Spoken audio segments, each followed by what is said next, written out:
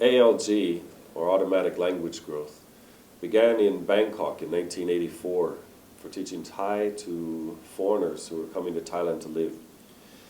The method's since been used teaching English, Chinese, Japanese, both to adults and to children, and has gained mild to great interest in some cases among people in the language learning community. Our program is unique because rather than focus on what adults do in order to acquire language, we focus on something completely different. In all recent research that we are familiar with in terms of brain research or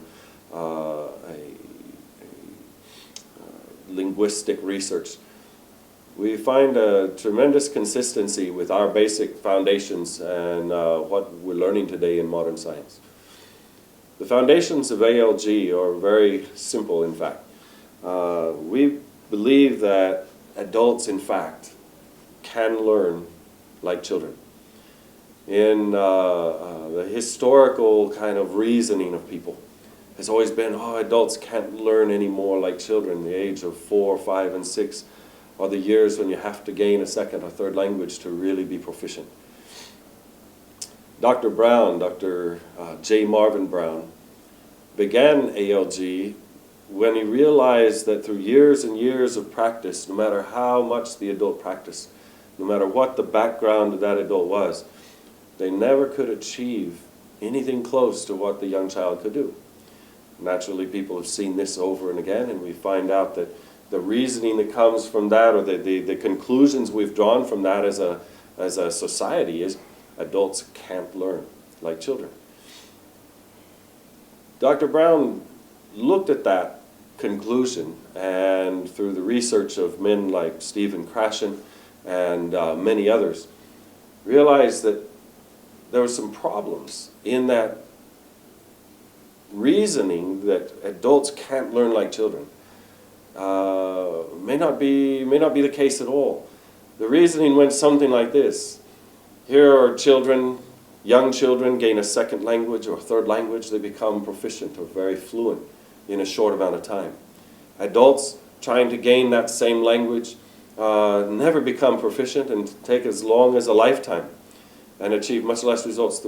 The reasoning seemed to be faulty in that what children do and what adults do, completely different things. And so Dr. Brown decided to design a program based on the idea that adults need to do what children do in order to gain the same results in a second language acquisition. That's what ALG is. The ALG is the product of that determination. The idea that adults and children do different things is not new. And if we look at a simple picture, and you just take this house for example, everyone comes to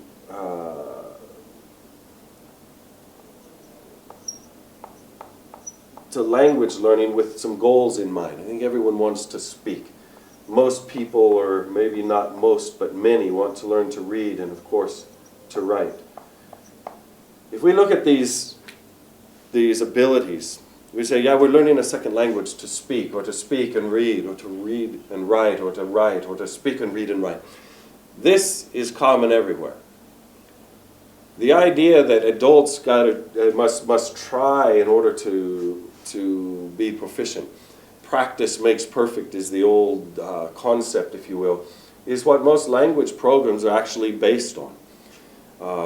Conversational English always seems to focus on how do you say it correctly. And it creates many, many problems for the student, not the least of which is a fear of saying it wrong.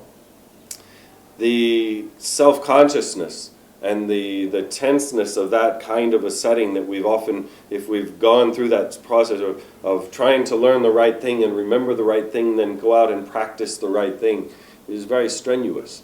And in all of modern research and psychological research, no one claims that that sort of stress is helpful in the learning process. So when we look at the goal. It's important that we understand how to achieve the goal we're seeking to achieve. If you ask a writer, how do I become a very good writer? Everywhere in the world, the writer would say, read a lot. So here we have a case where input produces output. Is it possible that speaking is the output and the input is something, perhaps in this case, below ground that we fail to look at? Everyone talks about the listening ability. We want to submit that understanding is the key element of input that must be gained in order to speak well. Our program of over 20 years has shown many students, many cases where with large amounts of understanding, the experiences, the activities that go on, they're able to have an output that's both natural and fluent and very easily to understood. And the whole aspect of practice is completely lost in this program. This puts the student at ease. We're not required to test them. All we're required to do as an organization, as a program here, is provide the students with the right kind of input so they understand. If we can consider two aspects below the ground then of our program here at AUA, we are thinking about producing the best speakers possible. We're looking about becoming fluent in reading and writing, but there's an order here that must be made right. The common order in second language programs seems to be starting with an alphabet, learn to read and write, and then to practice words and practice and practice and practice until we build up enough vocabulary to form sentences and so on. And the idea is that forms the basis for second language use. In our experience, the opposite is true. Our experience is that when we provide the student with large amounts of understanding, that forms the basis for all these other things to develop in a natural way. We see this with young children at the age of 1 to 2 years old. Children develop naturally from a basis of understanding, and that develops into speaking. And later on, they learn to read and write. And so there's a natural process here that we want to replicate. The two elements of things here that we want to look at. Over here we'll say time, because later on as we look at what questions students often ask in our program, how long does it take? How much understanding do I need? And we'll come back to that in a moment. The other aspect here are abilities, if you will. The ability of the student